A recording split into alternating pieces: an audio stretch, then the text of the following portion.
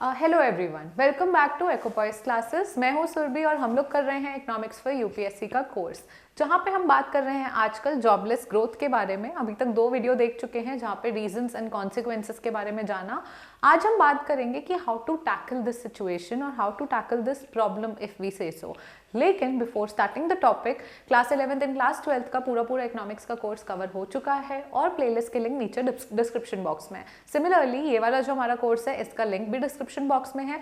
कुछ नहीं करना, डिस्क्रिप्शन बॉक्स में जाइए, लिंक पे क्लिक करिए, पूरी प्लेलिस्ट आ जाएगी। जो टॉपिक देखने का मन हो, सारे टॉपिक देखने का मन हो, you most welcome to do that. लेकिन एक चीज़ याद रखिएगा, जब देख ही लेते हैं, अच्छा लगता है, यूजफुल लगता है, तो एक छोटा सा कंट्रीब्यूशन अपनी तरफ से कर दीजिए कि लाइक करिए वीडियोस को, शेयर करिए और चैनल को सब्सक्राइब करिए। That would mean a world to me. तो प्लीज़ ऐसा ज़रूर करिएगा, भूलिएगा नहीं। एंड स्टार्ट करते हैं आज का टॉपिक, जहाँ पे हम बात कर रहे हैं how to tackle jobless growth. Jobless growth हो रही है इंडिया में, ये तो हमें समझ आ गया, जिसका मतलब है कि इकोनॉमिक ग्रोथ हो रही है, विच मीन्स आपका जीडीपी बढ़ रहा है, जिसका मतलब है आपका जो एग्रीगेट आउटपुट लेवल है वो बढ़ रहा है। लेकिन वो बढ़ने के पीछे एम्प्लॉयमेंट रीजन नहीं है, मे बी टेक्नोलॉजी रीजन है, मे बी कोई और रीजन है, पर एम्प्लॉयमेंट रीजन नहीं है। इसीलिए जॉबलेस ग्रोथ कह रहे हैं, क्योंकि अनएम्प्लॉयमेंट अपनी जगह है, बढ़ी रही है, कम नहीं हो रही है, एंड साथ साथ आपकी ग्रोथ हो रही है। तो ऐसी ग्रोथ हम मानते हैं कि सस्टेनेबल नहीं होती, हम लॉन्ग टर्म तक सस्टेन नहीं कर सकते। ग्रोथ ऐसी शॉर्ट टर्म में ही जाके रुक जाती है। सो ये सारी चीज़ें हमें मालूम है। तो आज हम जानेंगे कि कौन से पॉलिसी मेजर्स हैं जो रिकमेंड किए थे आईएमएफ ने, that is international monetary fund. आपकी ये इंटरनेशनल ऑर्गेनाइजेशन है, तो इस ऑर्गेनाइजेशन ने कुछ पॉलिसी मेजर्स रिकमेंड किए हुए हैं। क्या पॉलिसी मेजर्स हैं जो उन्होंने रिकमेंड किए, जो कि हमारी ये जो प्रॉब्लम है या ये जो जॉबलेसनेस ग्रोथ हमारे यहाँ पे है, इसको टैकल कर सकते हैं हम। ऐसे कुछ मेजर्स देखेंगे। उन्होंने बहुत ही ब्यूटीफुली मेजर्स को 2 पार्ट में ब्रेक किया। फिस्कल पॉलिसी सजेशंस दिए और फाइनेंशियल सजेशंस, या फाइनेंशियल सेक्टर में आप क्या चेंजेस कर सकते हो वो सजेशंस दिए। पहले बात करेंगे फिस्कल पॉलिसी सजेशंस की। फिस्कल पॉलिसी सजेशन में भी उन्होंने शॉर्ट टर्म में क्या हो सकता है वो बताया है और मीडियम टर्म में क्या हो सकता है वो बताया है। तो आईएमएफ के according fiscal policy suggestion, which means government क्या कर सकती है शॉर्ट टर्म में। So basically composition of expenditure, जो गवर्नमेंट खर्चा कर रही है वो कहाँ पे कर रही है, कौन से सेक्टर में कर रही है। कोई ऐसा खर्चा तो नहीं कर रही सरकार जो कि वेस्ट जा रहा है, जो एम्प्लॉयमेंट जनरेट करने में मदद नहीं कर रहा। On the contrary, composition of expenditure मतलब होता है कि एक्सपेंडिचर उस सेक्टर में हो जो सेक्टर आपकी जॉब क्रिएट करने में मदद करेंगे। जैसे हाईवे कंस्ट्रक्ट करें, रोड कंस्ट्रक्ट करें, जैसे वो अगर वहाँ खर्चा करेगी सरकार तो वो सब कंस्ट्रक्ट करने के लिए लेबर हायर होगी, एम्प्लॉयमेंट होगी लेबर की, और फिर इकोनॉमी में जो है वो आपकी अनएम्प्लॉयमेंट की प्रॉब्लम थोड़ी थोड़ी सॉल्व होगी। तो आईएमएफ ने यही कहा, शॉर्ट टर्म में प्लीज अपना कॉम्पोजिशन ऑफ एक्सपेंडिचर पे ध्यान दीजिए।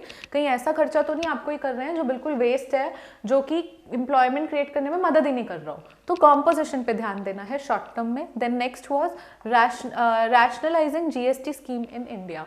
सो जीएसटी स्कीम मीडियम टर्म में हम, शॉर्ट टर्म में हम लोग क्या कर सकते हैं कि आपकी जो जीएसटी स्कीम है हम लोगों की, सरकार उस पर फोकस कर सकती है, उसको रैशनलाइज कर सकती है। जैसे हमने बात की, जीएसटी जब इंट्रोड्यूस हुआ, सिस्टम थोड़ा कॉम्प्लेक्स था, उसने बहुत ज़्यादा कंट्रीब्यूट नहीं किया, रैदर उसने जॉबलेसनेस में कंट्रीब्यूट किया, बहुत लोगों की जॉब्स चली गई हैं, ग्रोथ में भी हैम्पर हुई है। तो इस वजह से रैशनलाइज करना जीएसटी स्कीम को बहुत ज़्यादा ज़रूरी हो जाता है। ये चीज़ भी हमें आईएमएफ ने बोली शॉर्ट टर्म में फिस्कल पॉलिसी सजेशन के अंडर। उसके बाद मीडियम टर्म में क्या सोल्यूशन हो सकते हैं? मीडियम टर्म में सोल्यूशन हो सकता है domestic revenue mobilisation. Domestic revenue mobilisation मतलब सरकार का जो रेवेन्यू आ रहा है डोमेस्टिकली, उसको थोड़ा मोबिलाइज करें, उसको थोड़ा बढ़ाएं और उसका यूज़ सही जगह करें।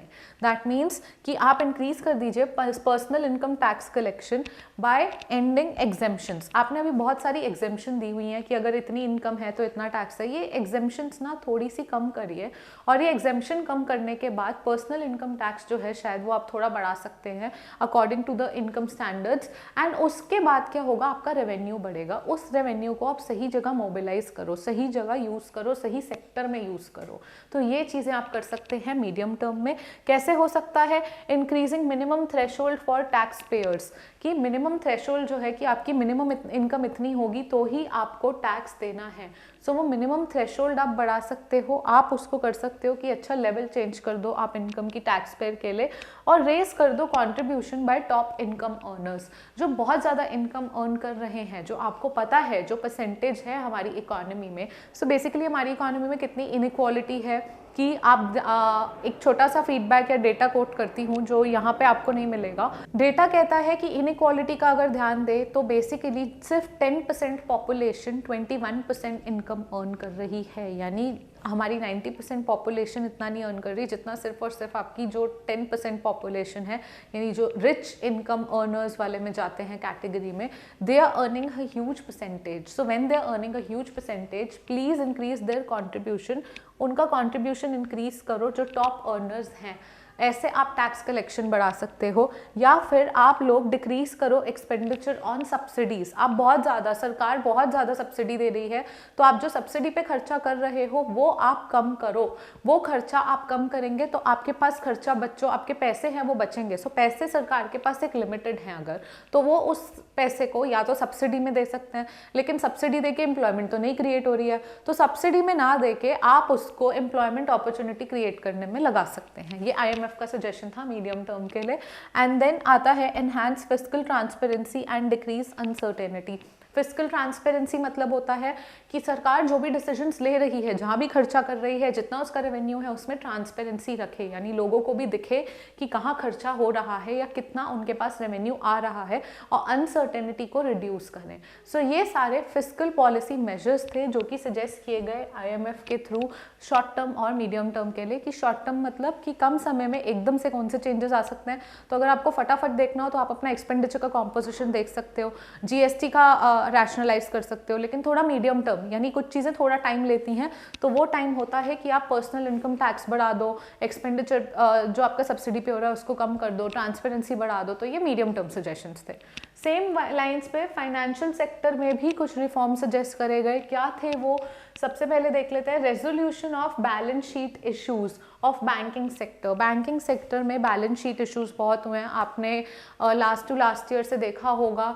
ट्विन बैलेंस शीट प्रॉब्लम हो गई थी, या ट्विन प्रॉब्लम हम उसको कहते हैं, जहाँ पे आपकी बैलेंस शीट इश्यूज थे बैंकिंग सेक्टर के। तो बैंकिंग सेक्टर जहाँ पे लोन दे रहे हैं वो लोन उन्हें वापस नहीं मिल रहे हैं, तो बैंकिंग, कहीं बैंक्स बंद भी हो रहे हैं, कहीं बैंक्स लॉसेस में जा रहे हैं।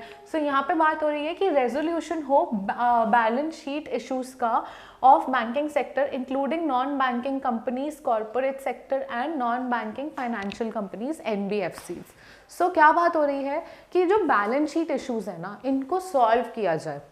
ये जो प्रॉब्लम है जिसकी वजह से बैंक्स लॉसेस में जाते हैं, और फिर क्या होता है बैंक के टूवर्ड्स ना पब्लिक का भरोसा कम होता है, और ऐसे में जो बैंक के एम्प्लॉयज़ हैं उनको भी ले ऑफ किया जाता है क्योंकि बैंक प्रॉफिट नहीं कमा रहा है, तो जॉब्स जाती हैं लोगों की। तो ये जो प्रॉब्लम हो रही है आपकी, इसको सॉल्व करा जाए। उसके साथ साथ आता है आपका more information gathering on smaller NBFCs, जो smaller non banking financial companies हैं, उन पे बहुत ज़्यादा इन्फॉर्मेशन गैदरिंग करने की ज़रूरत है।